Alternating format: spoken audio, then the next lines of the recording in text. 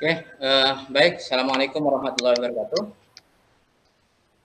Selamat siang dan selamat ya. Semoga masih dalam keadaan sehat walafiat semuanya.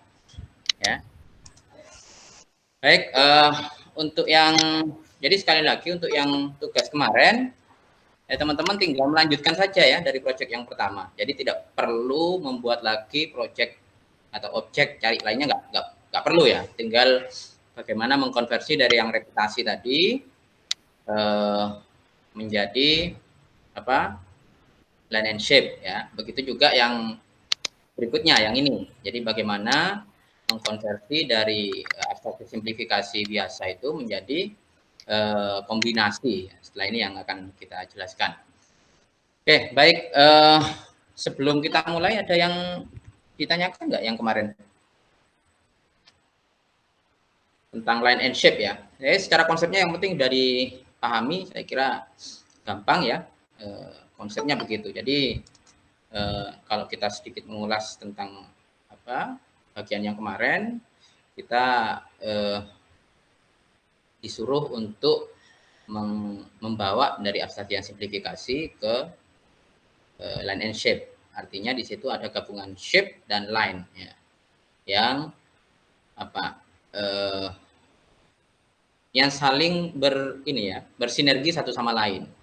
Ya. Jadi yang awalnya objek sama background itu sendiri-sendiri ya terpisah, tapi di line and shape itu implied ya. Jadi yang shape itu kemudian bisa dijadikan line, kemudian yang lain jadi shape gitu ya. Atau gradasi shape itu dibuat shape, gradasi bayangannya ya, kemudian yang awalnya shape hanya dibuat line. Tapi bagaimana objek itu tetap bisa dibaca dalam satu keutuhan gitu ya. Objek implied objeknya itu gitu ya. Jadi intinya cuma di situ ya. Kemarin ada beberapa. Jadi kunci dari abstraksi line and shape itu adalah antara objek background dengan yang objek plus ya, yang objeknya gitu ya, itu sebaiknya memang terbuka ya. Jadi tidak ada batas antara mana yang background sama mana yang objek ya, karena memang uniknya abstraksi kemarin adalah abstraksi yang memang implied, orang membacanya secara tersirat gitu ya, bahwa itu ada satu objek gitu ya. Oke, berikutnya kita akan obrolkan terkait dengan abstraksi kombinasi. Bentar ya. Kombinasi. Ya, kelihatan ya PPT-nya ya. Halo, bisa dilihat? Kelihatan, Mbak. Kelihatan ya. Oke, jadi kelihatan, Mbak. Oke, baik, saya lanjutkan. Jadi di bagian ini abstraksinya adalah abstraksi menggunakan kombinasi huruf cetak atau font ya, atau font ya, huruf cetak atau font ya. Jadi oke, jadi di bab ini kita akan sajikan metode abstraksi menggunakan kombinasi antara gambar. Kalau kemarin kan gambar semua ya. Ya ini bagaimana mengkombinasikan antara gambar dengan huruf cetak. Tapi bukan keterangan ya. Tapi menginkludkan huruf cetak itu dalam satu gambar. Misalkan kayak logo Toyota itu ya, T-nya masuk terhadap logo itu gitu ya. Atau apalagi yang banyak, Honda atau banyak ya perusahaan-perusahaan luar negeri, perusahaan internasional yang menginkludkan gambar itu terhadap huruf cetak. Jadi huruf cetaknya itu ya dianggap sebagai objek gitu ya. Apalagi misalkan contohnya. Banyak ya. Kalau logo apa? Ya termasuk Hyundai. Apa? VW, Pak. Apa, Mas? Volkswagen. Nah, terusnya ya. Jadi banyak dan hampir umum. Oke, tapi hari ini kita akan bahas bagaimana kalau yang abstraksi ya. Jadi itu yang membedakan. Beberapa huruf mungkin tidak semuanya abstraksi, ya ada bagian yang abstraksi. Nah, kita akan jelaskan ya boleh yang abstraksi seperti apa, membuat kombinasi antara huruf cetak dengan gambar itu ya. Nah, tujuannya adalah kita mampu mengkonsep, mengkombinasikan antara huruf cetak itu menjadi bentuk gambar yang menarik. Yang kedua adalah kita mampu mendesain dan menganalisa modifikasi huruf cetak itu dengan proses abstraksi yang baik. Jadi tetap kita harus melalui abstraksi simplifikasi ya, konsep-konsepnya tetap kayak yang kemarin. Nah, jadi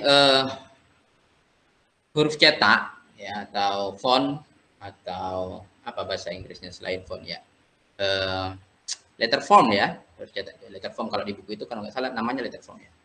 Letter form itu adalah bisa jadi simbol yang sangat mudah dikenali dan huruf cetak itu dapat diekspresikan dengan berbagai macam gaya variasi serta bentuk fontnya ya. Ada yang kurva linier ya, yang tegak gitu ya, yang kokoh, ada yang yang kurva linier yang melengkung ya. Kemudian ada yang kokoh yang rektalinear ya. Jadi kalau logo-logo apa yang kurva linier? Kalau rektalinear banyak ya. Rektalinear kayak logo-logo konstruksi itu biasanya dibuat dari fontnya. Misalkan satu perusahaan apa misalkan ya, yang hurufnya A, biasanya A-nya yang dijadikan fontnya atau inisial lainnya ya, Toyota dan sebagainya.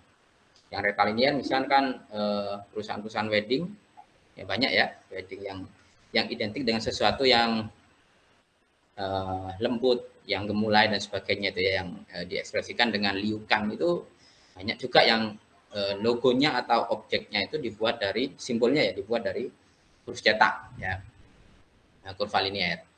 Jadi dengan menggunakan bentuk tipografi itu, konsep kesatuan, variasi, keharmonisan antar elemen itu harus tetap diperhatikan, sama seperti yang kemarin ya, dengan line and shape itu ya. Kalau nggak harmonis sudah bisa bubrah itu, apalagi yang kemarin ya, karena objeknya kemarin implied atau tersirat gitu ya, keliru sedikit ada udah nggak bisa dibaca bahwa itu satu objek tertentu gitu ya.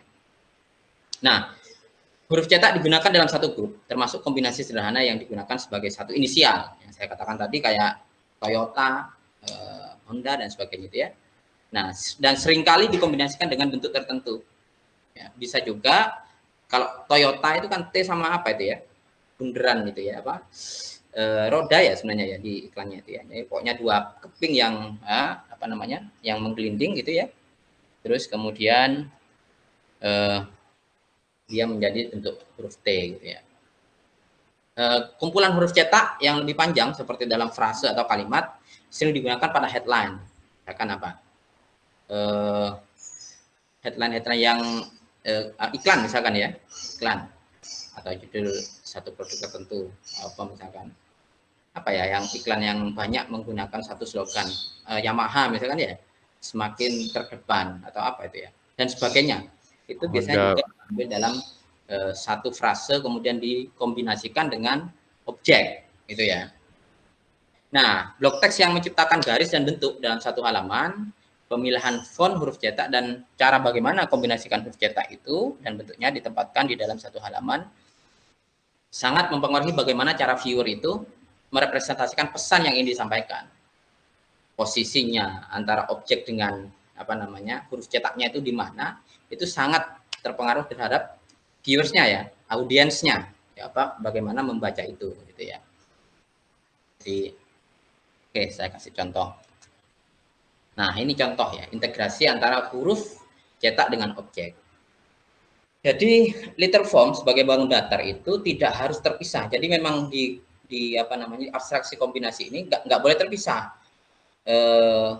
Mana T, mana Y-nya, mana objeknya. Ya, Y itu objek itu ya Y gitu loh ya. Jadi harus menyatu, bukan sesuatu yang ada di sampingnya dan sebagainya. Kalau di bawahnya atau di sampingnya itu namanya keterangan ya, atau itu terpisah namanya. Tapi yang dimaksud dengan bagaimana mengkombinasikan letter form dengan shape ini di dalam konsep abstraksi ini adalah ya shape itu ya letter form itu ya shape gitu ya. Jadi menyatu di situ. Jadi menggunakan objek sama sebagaimana pembahasan di bab sebelumnya, kombinasi seluruh bagian objek dengan satu huruf cetak kan ya. Tujuannya adalah menyatukan huruf cetak yang gambar hasil simplifikasi tadi menjadi satu integrasi yang utuh dan menciptakan bentuk sintesis ya dari keduanya menjadi satu visual yang menyatu sebagaimana dicontohkan dalam gambar samping itu. Itu apa itu ya? stateless ya mungkin ya. Stateless dengan huruf Y ya. Y. Ya, bisa jadi kita dapat apa namanya project untuk membuat satu inisial dari perusahaan stateless misalkan ya, atau apa dan sebagainya ya, atau dalam satu apa namanya charity atau kegiatan tertentu begitu ya. Jadi bagaimana mengintegrasikan antara objek itu dengan huruf cetak ya. Ya huruf cetak itu dibaca objek, ya objek itu dibaca huruf cetak gitu ya. Nah, proses pembuatan objek ini itu mengikuti prosedur umum yang sama sebagaimana permasalahan abstraksi sebelumnya. Tetap menggunakan konsep hitam putih sebagaimana abstraksi yang lainnya, ya, kemudian di crop 4 inci, ya, apa namanya panjang lebarnya, kemudian ada eksplorasi variasi ya dari berbagai sudut dan seterusnya, mengatur sketsa proyeknya. Contoh ini juga yang sebelah kanan ya, itu huruf P yang dikombinasikan dengan apa itu? Jepitan ya, jepitan dan ya nggak tahu ya itu contoh gitu ya, jepitan yang juga diintegrasikan dengan P. Tapi orang itu tidak membacanya itu adalah jepitan dan P. Ya P itu jepitan itu ya P gitu ya. Itu yang dimaksud dengan attachment letter form to shapes ya. Jadi tidak sendiri-sendiri. Ya. Nah, untuk menggunakan huruf cetak, gunakan tipe huruf cetak yang apa itu ya? Yang terhindar dari distorsi. Dari distorsi ya. Distorsi itu apa? Mengubah bentuk aslinya menjadi sesuatu yang melebih-lebihkan dan sebagainya. Ya. Melebihkan sedikit boleh, tapi kalau sudah merubah gitu ya. P sudah mungkin bulatannya sudah terlalu lebar, hampir kelihatan kayak D gitu ya. Itu nggak boleh. Itu yang dimaksud distorsi di sini. Jadi jangan sampai P itu berubah jadi D, dilebih-lebihkan gitu ya. Apa bundarannya dibesarkan, kemudian apa namanya? Bawahnya itu pendek gitu ya. Atau apalagi yang mirip-mirip T sama Y misalkan ya. Terlalu dimodifikasi sehingga T-nya kelihatan Y. Nah, nggak boleh tuh. Jadi tetap posisi P itu harus berbentuk P yang asli. T juga begitu ya. Meskipun mungkin kayak batangnya dan sebagainya karena dia di attachment ya berubah ya, ada sedikit perubahan, tapi bentuk huruf letter formnya itu harus tetap. Nah, kita juga memungkinkan melakukan modifikasi atau bahkan menghapus bagian huruf cetak itu, melakukan perubahan ukuran kayak gitu ya, memposisikannya agak dirotate dan sebagainya, merotasi dan sebagainya. Tapi tetap inisial P itu harus bisa dibaca dengan seksama ya oleh viewers. Karena memang tujuannya di sini adalah men-attach antara P dengan objek itu gitu ya. Nah, bagian-bagian dari huruf cetak tersebut boleh dipotong, di crop ya. Namun huruf cetak itu harus tetap mampu teridentifikasi dengan baik seperti identitas P itu ya. Itu kan ada sedikit dipotong di bawahnya ya. Karena ada rotasi dan sebagainya sehingga ada dipotong bawahnya, itu boleh. Tapi jangan sampai tidak terbaca bahwa itu adalah P. Coba cropnya agak ke atas itu kan sudah dibaca apa itu ya? D atau mungkin apa? B yang terpotong dan sebagainya. Jadi intinya di situ, letter form itu harus tetap menunjukkan apa namanya jati dirinya sebagai letter form P atau huruf lainnya, dan boleh di attachment dengan objek, namun ya tadi tidak boleh sampai dilebih-lebih, didistorsi sampai merubah makna P, merubah makna letter form itu ya. Jadi intinya di situ yang dimaksud di sini konsepnya ya. Nah, bagaimana memahami huruf cetak itu sebagai bentuk? Nah, coba pertama adalah pahami karakteristik hurufnya dulu. Ya, secara mendalam terkait bagaimana menciptakan bentuk yang serasi, namun juga memperlihatkan komposisinya dengan bentuk objek abstrak yang baik. Misalkan kalian, apa objeknya yang kemarin, setrika atau apa ya. Kira-kira setrika bisa nggak di-attach dengan satu huruf, misalkan apa ya? Misalkan ya. Apa ya kalau setrika ya? Kalau huruf Arab mungkin cocok ya, wow ya. Atau apa ya, kalau huruf Latin, misalkan yang lain lah, palu misalkan ya. Palu mungkin lebih cocok ke T ya, T atau apa ya, yang kemudian dirotate begini. Nah, pertama adalah Anda harus pahami dulu komposisinya seperti apa. Ya. Kemudian abstraksi objeknya itu seperti apa, sehingga mengattach antara T dengan palu tadi benar-benar bisa dibaca dua-duanya. Itu huruf T ya juga itu sebagai objek palu, gitu ya. Kemudian yang kedua adalah mulailah bekerja dengan huruf cetak yang ada dan telitilah dengan lebih dalam terkait komposisi, bentuk posisi serta bentuk negatifnya. Ya, bentuk positif ya, objek positif dengan negatifnya pada objek asli dan dalam desain masing-masing huruf cetak. Ya, jadi tentu karena ini abstraksi, maka yang perlu kita perhatikan adalah seperti apa negatifnya dan juga positifnya ya. Bisa nggak juga di attachment dengan yang lain ya. Tapi tidak harus seperti line and shape ya tentunya. Oke, yang ketiga adalah, nah karena hakikatnya bentuk desain huruf cetak itu telah ditentukan, P yang begini, T yang begini, V yang begini, dan seterusnya ya, A, B sampai Z itu, berarti kita hanya butuh melihatnya saja dalam bentuk yang berbeda dan dalam satu objek untuk mendapatkan hasil terbaik. Dan pas kombinasinya antara objek itu dengan huruf cetak yang akan kita pakai gitu ya. Nah, proses ini akan membantu kita mengasah kemampuan intuitif kita, berpikir intuitif itu ya, dalam mereview desain dan memungkinkan kita mengeksplorasi cara-cara baru dalam memainkan garis, bentuknya, keserasiannya antara line shape boleh ya di attach di sini. Tapi tujuan utamanya adalah bagaimana men-attachment huruf cetak itu terhadap objek gitu ya. Objek tetap bisa dibaca, huruf cetaknya juga bisa dibaca gitu ya. Tanpa kemudian terlalu mendistorsi hurufnya sehingga berbentuk lain, itu nggak boleh ya. Jadi P-nya harus benar-benar kayak P yang tadi ya, kemudian objeknya tetap menjadi objek. Yang kedua, tidak boleh orang membaca bahwa itu objek tertentu, kemudian huruf cetak tertentu. Ya huruf cetak itu ya objeknya itu ya huruf cetak itu, gitu ya. Harus satu kesatuan. Yang di sini yang dimaksud ya. Nah, ini contoh huruf cetak yang saya bilang tadi, yang apa? Alfabet huruf cetak ya. Kira-kira apa yang Anda perhatikan dari huruf cetak ini? Letter form yang sebelah kanan ini. Alfabet dari kiri dan kanan dengan bentuk rektal ini ya. Bentuk sesuatu yang kokoh gitu ya.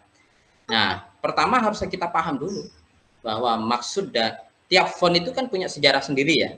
Jadi kalau kita melihat font zaman Mesir kuno dulu, ya itu bentuknya hampir sama dengan zaman Firaun gitu ya. Begitupun ketika font ini hadir. Ini kalau tidak salah adalah ketika revolusi industri kedua mungkin ya, ketika James Watt menemukan mesin uap bisa jadi ya, dengan font-font yang waktu itu populer ya. Karena dunianya adalah dunia konstruksi, maka fontnya adalah font yang rektaliner, yang kokoh gitu ya. Oleh karena kemudian font-font semacam ini cocoknya ya di attach terhadap objek-objek yang kokoh gitu ya. Jangan Anda taruh untuk sesuatu yang misalkan ya kayak pernikahan gitu ya, yang backgroundnya janur misalkan dan sebagainya, nggak cocok gitu ya. Jadi memang pertama harus kita perhatikan keserasiannya dulu. Ini apa ini? Font ini lahir seperti waktu apa dan cocoknya untuk sesuatu yang seperti apa gitu ya. Nah, sistem tersebut dibuat dengan gaya dan yang mirip antara satu dengan yang lainnya, pasti ya. A, B, C dan sebagainya kan sama itu ya karakternya ya dalam satu font itu ya. Perbedaan dalam font itu kebanyakan bergantung pada periode waktu dalam sejarah di mana dia ciptakan, yang saya katakan tadi ya. Jadi kita harus tahu ya, sejarah font itu misalkan Times New Roman kira-kira kapan? Antara Arial sama Times New Roman dahulu mana kira-kira? Itu harus tahu kita ya. Nah, ada yang pakai serif itu, ada yang enggak ya. Sekarang balik lagi yang tanpa serif dan sebagainya, itu ada periode waktunya. Dan kita biasanya paham untuk mana yang misalkan untuk penulisan sesuatu yang formal, yang informal dan sebagainya ya. Nah, font itu diciptakan dengan komposisi bentuk yang harmoni dan dibuat variasi secukupnya untuk mendefinisikan huruf individu dari alfabet. Nah, contoh yang sebelah kanan itu ya, desain font untuk sesuatu gambar konstruksi. Ya, cocok untuk mengkombinasikan dengan satu misalkan kayak kemarin tuh ya, yang objek objek ini loh, gedung itu ya, gedung yang sebelahnya gambar angsa itu ya, gedung yang kombinasi line and shape itu ya, ini cocok dengan itu. Atau beberapa hal-hal yang berbau sipil misalkan, yang beton dan sebagainya ya. Jadi semacam itu. Nah, ini contoh huruf cetak dalam komunikasi desain ya. Ini hanya ini bukan line and shape, hanya bagaimana membuat antara shape dengan font itu cocok gitu aja. Ini contoh aja ya. Yang sebelah kanan itu contoh adalah Egypt ya. Zaman itu Mesir kuno itu identik dengan apa? Kita tahu yang namanya spring ya, Sphinx ya. Sphinx, kemudian juga piramida dan sebagainya, suatu yang kokoh yang orang-orang dulu pakaiannya juga waktu Mesir itu kayak gitu ya. Nah, itu beberapa ya dalam buku itu diibaratkan itu itu cocok dengan salah satu font itu yang ada pada masanya mungkin ya, atau juga yang nggak tahu apa tiap-tiap desainer punya insting sendiri-sendiri ya bagaimana apa namanya mengkombinasikan antara objek dengan font itu. Kemudian sebelah kiri adalah Castle ya, tentu ya karena Castle itu ibarat apa ya, nuansa kita lebih dengan sesuatu yang lampau, yang apa Castle itu ya, yang kerajaan ya, satu kerajaan yang ya mungkin kalau hari ini kita melihatnya dia sebagai sesuatu yang museum, sesuatu apa bangunan-bangunan bersejarah ya, yang identik dengan ya sudah ada Kropos dan sebagainya. Makanya tulisannya di situ juga tulisan yang Kropos, yang apa itu ya, yang Castle itu ya. Kemudian gorila itu semacam itu kira-kira ya. Dan letter formnya itu sangat kayak dekat sekali dengan model gorilanya. Nah itu kemampuan intuitif kita untuk melacak kira-kira ini fontnya cocok yang mana. Ya, hubungan yang harmonis antara huruf cetak dan gambar itu sangat penting. Ya, gayanya, kemudian garisnya, ataupun bentuk bangun datarnya. Jadi itu yang dimaksud untuk hubungan antara font dengan apa namanya objeknya. Ya. Jadi yang sebelah contoh yang ini ya bukan berarti contoh dari line and shade, kombinasi ya, tapi ini hanya contoh bagaimana membuat font yang cocok dengan objeknya ya. Jadi sama halnya dengan nada masing-masing orang di situ dibutuhkan pilihan katanya, penekanannya bercampur jadi satu untuk memberikan kesan akan orang itu dengan suaranya, kepribadiannya gitu ya. Nah, ya, kalau misalkan siapa Sapo ya gitu ya, cempreng gitu ya. Maka mungkin kalian akan membuat satu profil dengan orang tertentu ya dengan sesuatu. Ada nggak font yang mengilustrasikan bahwa orang itu cempreng misalkan ya, atau apa ya dan sebagainya. Nah, sama dengan suara dengan kepribadian begitu juga. Nah, perbedaan antara desain dengan tipografinya itu memungkinkan kita untuk memberikan desain visual dengan suara yang berbeda dan sesuai untuk komunikasi yang kita maksudnya. Nah, perbedaan gaya dan citra diri huruf itu diperoleh dari bentuk fontnya sendiri dan hubungan yang digunakan antara masing-masing huruf itu.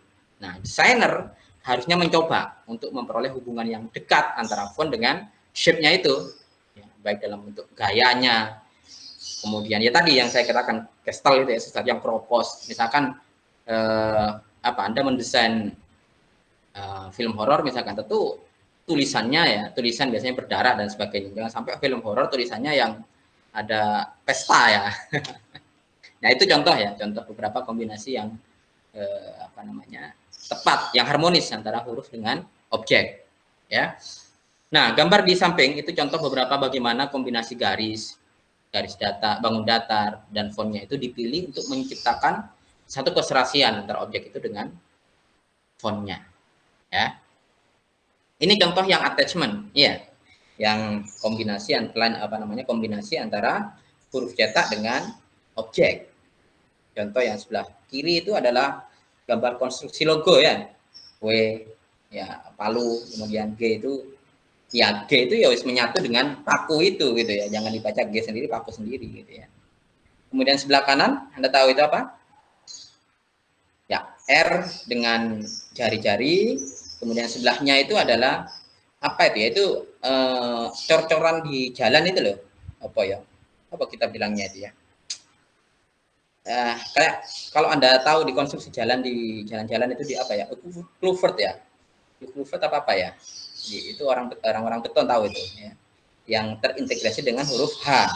Itu adalah salah satu contoh orang membuat satu desain perusahaan konstruksi beton dengan bentuk huruf H yang tersirat ya, dikombinasikan line and shape juga itu. Kemudian perspektif balok L dan seterusnya. Balok L ya, bilangnya balok L di situ. Yang sebelah kanan itu adalah bentuk huruf R diintegrasikan dengan tangan yang menggantikan ibu jari itu ya, R itu ya masuk dalam tangannya itu. Tangannya ya ada R-nya gitu ya, nggak boleh dipisah satu dengan yang lainnya. Jadi ini contoh bagaimana mengintegrasikan antara huruf dengan shape ya dalam satu objek tertentu. Jadi harus menyatu dan harus dipilih fontnya yang sesuai dengan objeknya gitu ya. Konstruktif ya harus yang tegak gitu ya, nggak boleh yang meliut-liut gitu ya. Nah, konstruktif misalkan kayak sebelah kiri yang ini, apa ini yang beton ini, misalkan Anda pakai komik sains gitu ya, nggak cocok ya, nggak cocok. Jadi harus begitu. Ya, anatomi font itu di situ sedikit dijelaskan ya.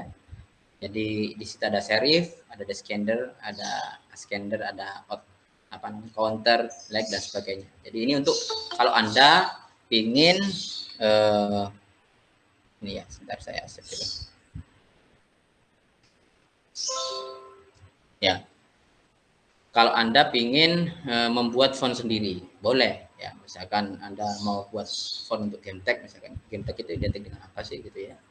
Sebagainya boleh. Jadi itu yang harus diperhatikan. Jadi boldnya untuk yang huruf besar harus sama semuanya. B, P dan sebagainya. Kalau memang dari dia tebel tipis ya P, B dan sebagainya harus tebel tipis. Gitu ya. Kemudian garis ke bawahnya J, apalagi G ya dan sebagainya. Legnya juga begitu ya. Leg yang ke bawah K atau apa R ya dan sebagainya itu juga kalau misalkan melengkung begini ya semuanya harus melengkung.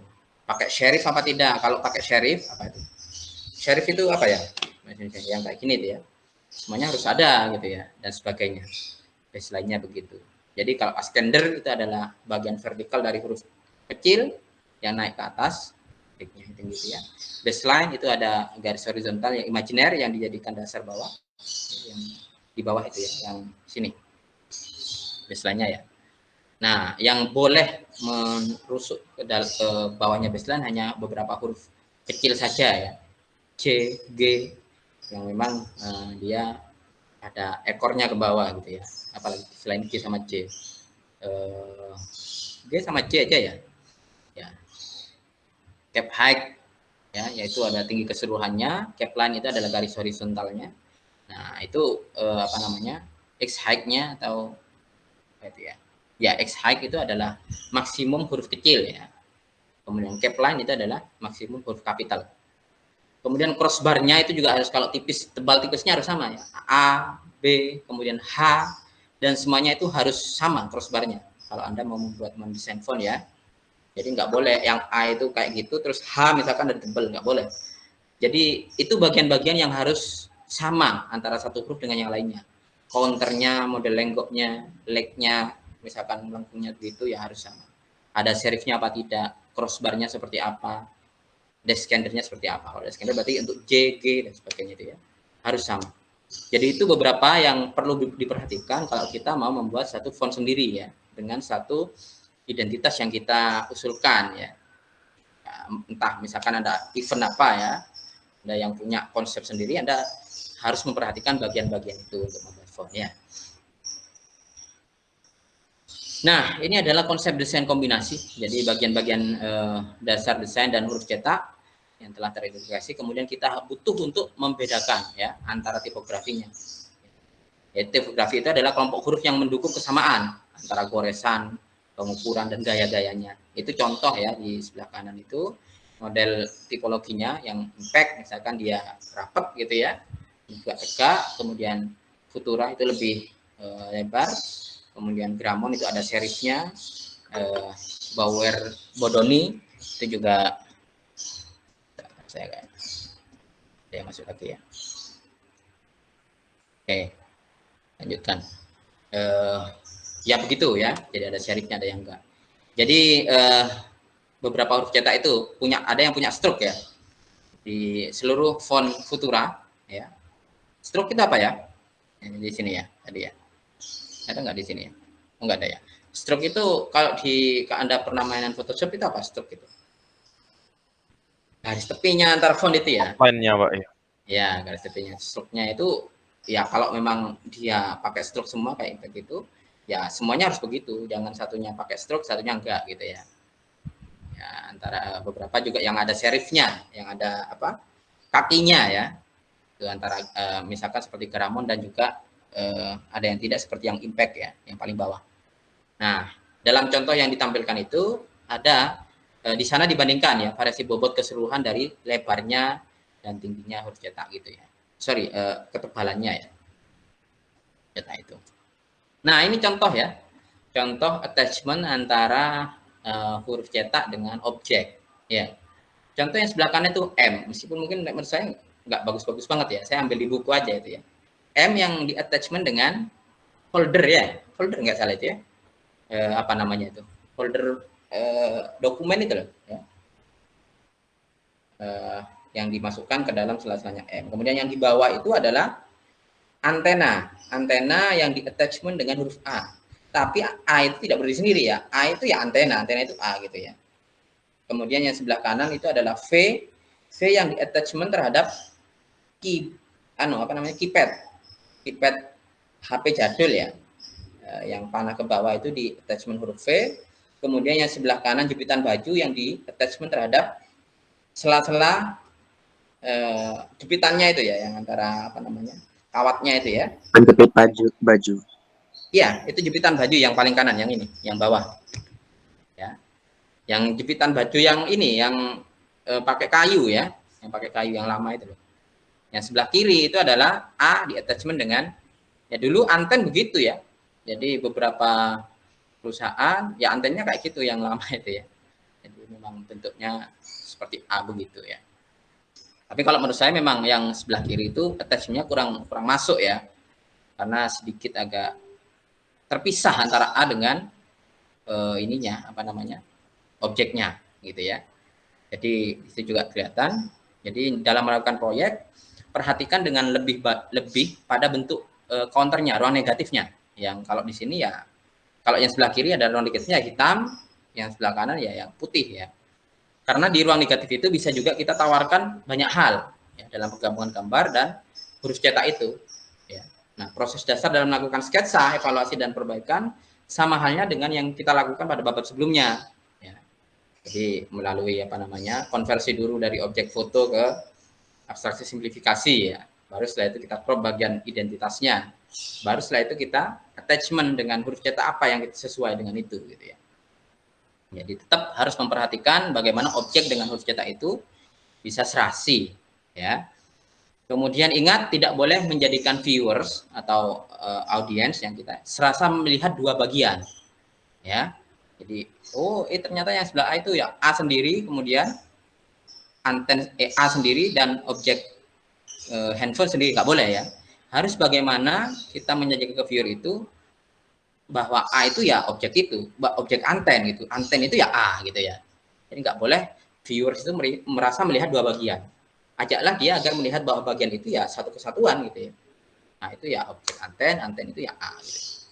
Itu yang dimaksud di kombinasi antara letter form dengan shape. Jadi nggak boleh terpisah antara letter shape dengan formnya. Ya, seperti yang beberapa logo itu yang saya contohkan tadi.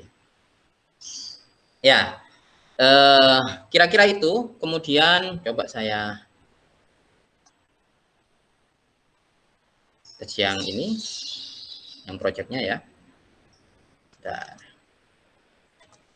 yang mana ini? Nah ini ya. Nah ini itu tadi konsepnya ya, konseptualnya. Nah proses produksinya di AI atau Corel dan sebagainya Anda bisa melakukan itu.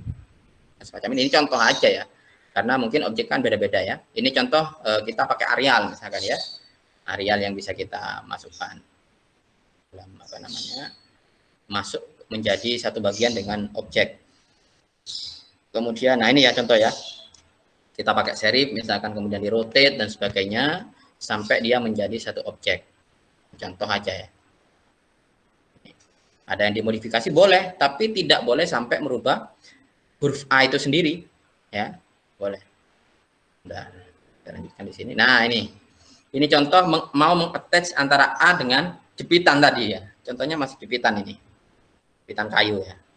Sehingga mungkin bisa begini gitu ya. Ini contoh sederhana aja. Nah begini, kemudian kita sesuaikan ya sampai dia begini. Di tracing begitu ya. Kemudian di crop bagian-bagian tertentu. Tapi hati-hati ketika crop ya. Jangan sampai identitas jepitannya hilang, kemudian identitas letter formnya hilang, hanya hilang. Nah itu salah ya, kayak gitu ya. Ini tidak dibenarkan. Nah misalkan semacam ini ya, mungkin kalau menurut saya sih kurang begitu halus ya, ketimbang yang P tadi ya. Ini sedikit ya, nggak tahu ya perspektif pengarangnya ya punya perspektif sendiri mungkin. Ini contoh A yang di-attach dengan, jepitan yang di-attach dengan A. A itu sebagai penopangnya lah, ibaratnya di situ ya kayaknya.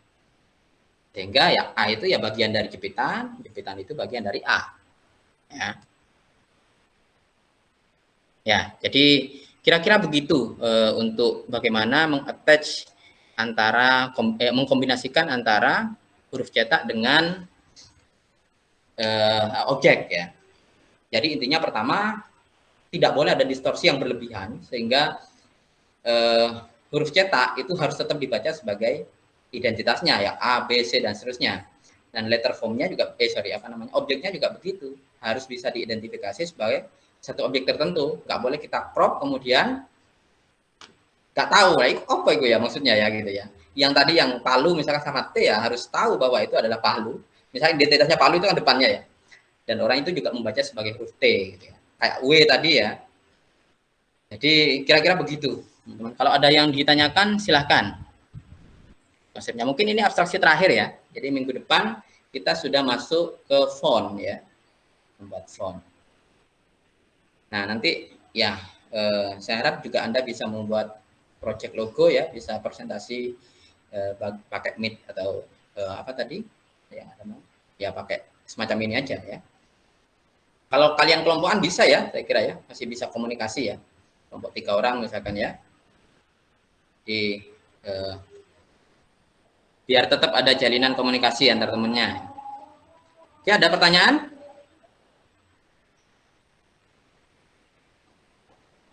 Ya, untuk ini kalian juga pakai yang objek itu ya. Tapi sebenarnya nggak harus ya, nggak harus. Anda kalau mau buat objek lagi selain yang itu nggak apa-apa. Tapi menurut saya biar nggak lama, saya hanya cuman ingin melihat bagaimana imajinasi kalian mengkombinasikan antara line dan shape, mengimajinasikan antara letter form dengan objek itu gitu ya. Jadi tidak diributkan dengan mengkonversi lagi dari satu objek tertentu menjadi simplifikasi dan seterusnya ya. Jadi cukup yang kemarin saja kalau dirasa bisa di-attach dengan salah satu letter form ya. Ada pertanyaan silakan. Cukup?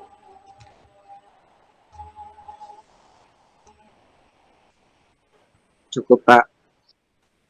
Cukup ya? Bisa dipahami ya? Paham. Oke. Oke, baik. Semoga semuanya masih dalam keadaan sehat walafiat dan iya, jadi materi ini juga iya. Jadi Anda lanjut aja berlanjut gitu ya, yang kemarin. Jadi kan nggak banyak tugasnya ya. Jadi dari kemarin yang line and shape, Anda ambil lagi yang pertama yang simplifikasi itu kemudian di-attach dengan salah satu kombinasi huruf cetak ya. Mau pakai font yang apa terserah. Disesuaikan dengan objeknya. Ada kemarin yang buat apa? Drum ya. Drum apa ya. Nah, kira-kira bisa nggak? O ya misalkan ya. Huruf O atau apa. Saya mau buat tulisan misalkan apa ya? OU atau OVO misalkan ya. Di-attach. Tapi jangan sampai orang itu membacanya objek itu sendiri, tulisan itu sendiri. Bagaimana Anda mengattach keduanya menjadi bagian dari objek itu gitu ya. Gitu ya, Mas Farhan ya. Jadi ya, ini di project terakhir sepertinya ya untuk yang individual karena berlanjut tadi dari yang beberapa abstraksi itu ya. Jadi tinggal Anda nyari ide aja, menggugah kreativitas kalian dari objek itu sama letter form yang apa yang cocok. Oh, pakai ini misalkan ya. Tipe fontnya apa dan sebagainya. Anda boleh attachment di sana. Coba cari inspirasi ya yang cocok attach antara yang letter form dengan objek ya. Misalkan tadi saya katakan Anda mau buat apa? Yang siapa kemarin yang gambar ini ya, drum ya. Misalkan Anda ingin buat perusahaan drum gitu ya. Itu kan Anda harus berpikir mau buat brandingnya atau logonya dan sebagainya. Ya apa caranya drum itu menjadi satu kombinasi dengan huruf cetak. Ya apanya ya terserah. Bagian apanya yang kemudian Anda ganti dengan huruf cetak sesuai ya. Baik, cukup. Ada lagi ya. Habis ini saya kasih tempat uploadnya di Google di Google Class ya, Google Classroom. Yang kemarin maaf saya lupaan ya habis ngajar ini lupa enggak, ya nggak apa-apa lah, Anda lanjutkan dulu sampai ya besok ya. Kan nggak susah ya. Ya saya kira Anda luangkan waktu setengah jam aja bisa lah ya, 1 jam lah maksimal ya. Sampai besok jam 12 ya, saya kira. Ya kalau suatu saat saya lupa lagi, tolong diingetin ya. Kayaknya ini adalah proyek yang untuk yang abstraksi ya, ini adalah proyek yang terakhir. Besok kita proyek kelompok aja setelah beberapa materi tentang font dan logo dan beberapa halnya. Baik, cukup.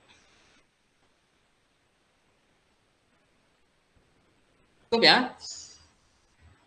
Baik, kalau nggak ada pertanyaan, terima kasih. Semoga kita selalu dilindungi oleh Tuhan Yang Maha Esa ya. Dan semoga wabah ini segera berakhir dan kita bisa dengan normal kembali ke kampus lagi. Terima kasih. Assalamualaikum warahmatullahi wabarakatuh. Selamat siang dan salam sejahtera. Waalaikumsalam warahmatullahi wabarakatuh.